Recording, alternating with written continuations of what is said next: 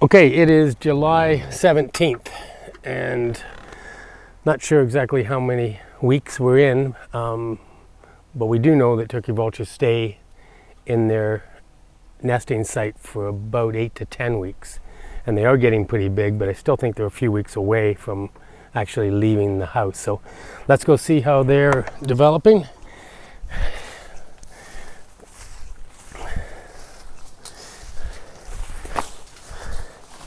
So I've been reading up a little bit on the vultures, and one of the things I learned was when a bunch of vultures come together to feed on a decaying animal, it's actually called a wake, similar to when people celebrate after someone has died. But it stinks worse than ever up here. The hotter it gets, the worse the smell is. Oh, there you are. Where's your brother? You're getting big, and all the wing feathers have lost the white fluff, but he's about 3/4 the size of the adult, and I don't see. There's that infamous hiss he's doing. He's not happy to see us, as usual. Oh, there we go. Take a look at this guy. He's starting to look out the window. He's up on one of the old chairs that are here. So they're getting off the ground, which is good. They're using their wings to get some strength to eventually fly. But just looking at them and the amount of white fluff they have, I remember last year they had almost lost 90% of the fluff before they were able to fly out the window with mom and dad. But they're relatively calm.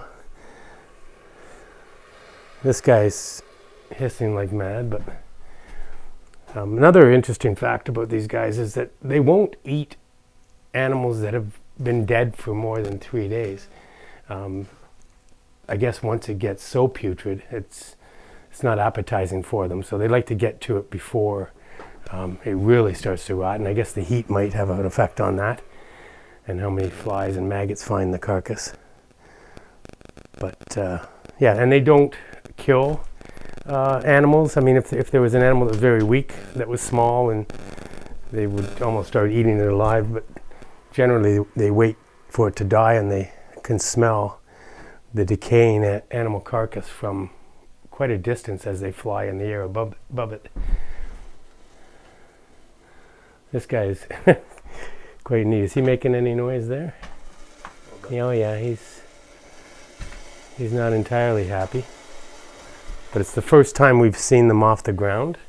Oh, he'll open his wings just to make himself look bigger and open his mouth. So he's just trying to bluff us and tell us not to come too close. But you can see his crop and his chest, that he's being fed quite well. The crop is fully extended past the white fluff. You can see it. But again, all the wing feathers are in, and just waiting for the other feathers to, I guess, develop under the chest and legs and maybe the back. They're getting there. A few more weeks, and we should we'll come up here in maybe 2 or 3 weeks, and they won't be here anymore.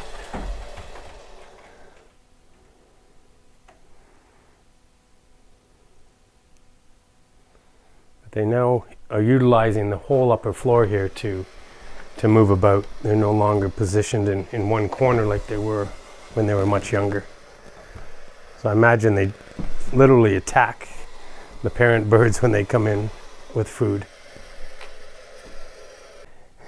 You can see that their head lacks any feathering, even the fluff. And the reason for that is because when they probe inside a carcass to get the insides out, they don't, I guess evolution has gotten to a point where they don't want to soil those feathers, because then they're dirty. So if there's no feathers to be soiled, then they can stay clean.